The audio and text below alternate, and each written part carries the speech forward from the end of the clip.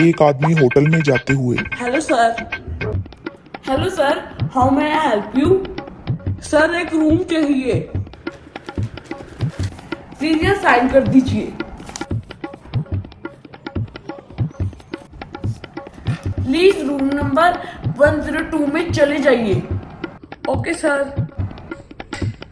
Few minutes later. ये क्या छोटे से कमरा है, ना बाथरूम है ना टॉयलेट है। अब मैनेजर को बोलता हूँ।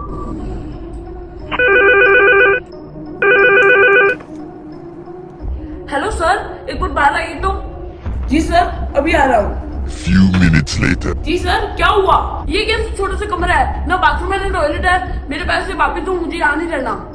सर मेरी बात तो सुनिए। नहीं, मुझे कुछ नहीं सुनना। अरे सर, ये तो हमारे होटल का लिफ्ट है। रात में ही ज्यादा होगी जोड़ीदार।